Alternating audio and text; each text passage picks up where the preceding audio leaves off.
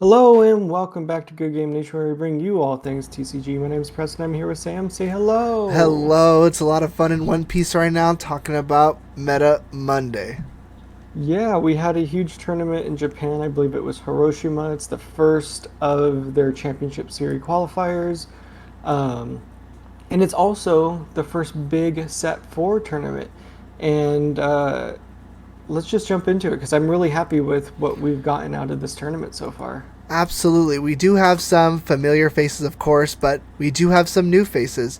They did post it on their official Japanese Twitter. It'll be down in the descriptions like normal. They posted second and first, and we're going to talk about the different meta implications and, what we see here at the first, large tournament.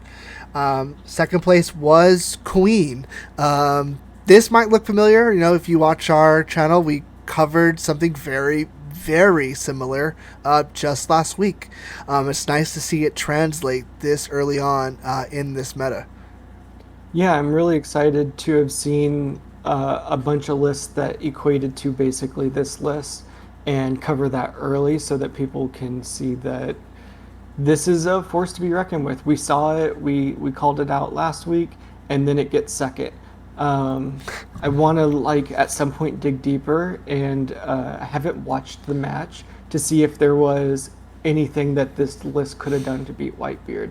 I believe top 16 was like 8 Whitebeards or something. I don't have the numbers perfect in my head anymore, but I know top 8 was 4 Whitebeards and 4 of something else, including this queen.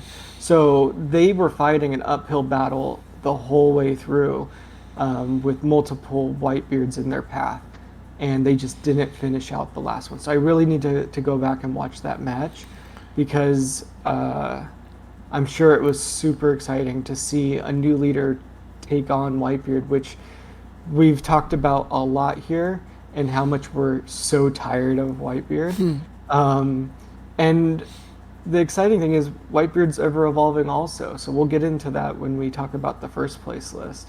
But this list being very similar to what we saw last week, minus the trigger boas, hmm is seeming to be the standard. What do you think about the boa editions? Yeah, so it's just a 4 count difference. We looked at it. It was literally 4 cards. They added these 4 boas and trimmed a couple other places to make it work.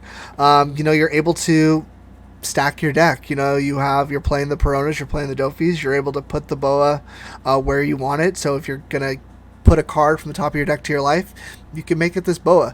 And considering the other trigger options, a lot of the yellow ones are very hyper aggressive. Thinking Smoothie and Cracker, that could have been an option. But we chose Boa. It gives us this extra blocker towards the end of the game. When you're thinking about Queen, how you play it, it seems like you want to play it with a, lower hand count.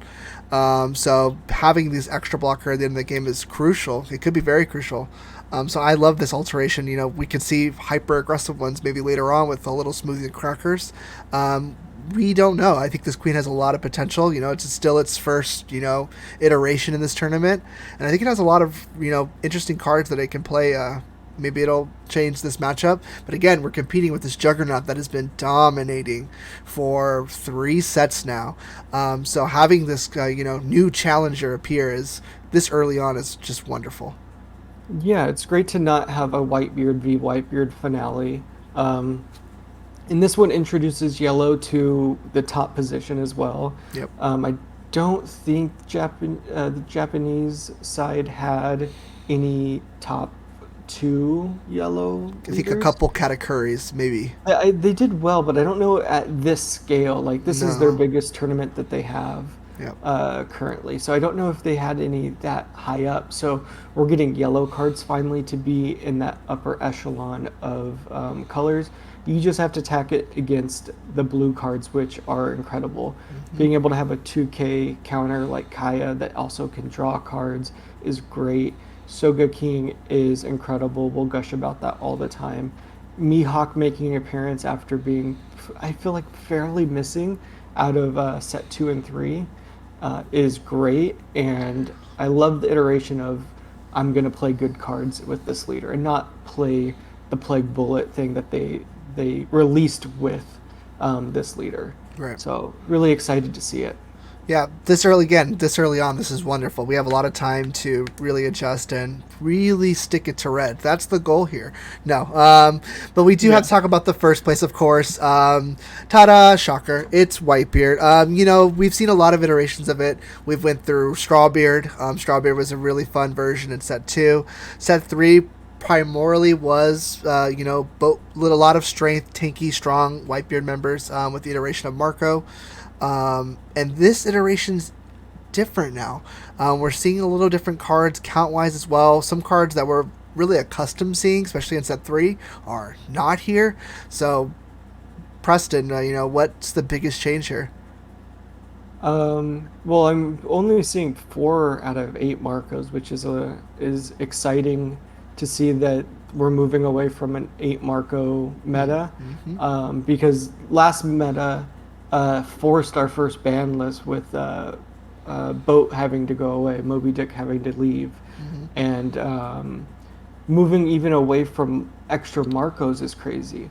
So we're getting more mid-range characters in this, and then we're including Thatch, which is a very interesting addition. You had some insights on that 8K 6 cost character also. Insight's a strong word. I'm just taking a guess here. But if we look at the deck that we just looked at in Queen, specifically the event cards, they target, well, one targets everything, so everything's not safe for that one. But the other one says specifically 5 drops. So this could be in addition to try to dodge cards that are specific. Same thing for the Marco cut. Marco targeted very low strength character cards, but we're starting to teeter away with that if we look at the Queen deck. So if you have less targets, maybe this Marco isn't as valuable. We could play something like Thatch that is, I'm going to use the word sticky. It's a little more hard. It's more difficult to remove from your board. And if Whitebeard can keep character cards on board, you're going to have a terrible time. So Thatch in this meta seems maybe a little more sticky than hypothetically a Marco, who is easily removed with that event card. You just send him away and can't do anything about it. So I love that iteration. We're seeing a Yasop as well, and that's what kind of gives me that thought. We're looking to avoid some specific cards. A couple Brooks as well, and I'm really excited to see this Whitebeard event card come back. We're committing. We love the speed of ISO, so let's ramp it up a little more. Yeah, it's really cool to see the Whitebeard Pirates event card because I think we had talked about the Sabaody card in set 1 not being played because it doesn't give you value to the field immediately. So you erred on the side of Nami's and not having another searcher with Sabaody. And now Whitebeard's like, we're going to play everything we can because we want that extra card in our hand. Because digging into your deck 5 cards and finding it's like any Whitebeard card, right? Yeah. Any Whitebeard card. It's also more Marco fodder too. It gives you a different ISO search. It's interesting. Yeah, and you should be able. I'm looking at the deck, and there's only a handful of cards that would mess this up, and having them clumped together would be bad anyways. Like you're gonna hope to not see multiple like Otamos, Makinos, and the other event cards all stuck together.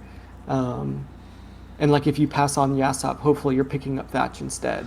So having an event card that gives you that 6-drop 8K or a possible 9-drop Edward Newgate is perfect. Like why wouldn't you want to play it? So I hope that other red decks incorporate like Sabaody and stuff like that, the event-based searchers, because they are valuable. You just have to probably play them a little bit later in the game so that you have an abundance of Dawn to be able to have fun with the rest of your hand.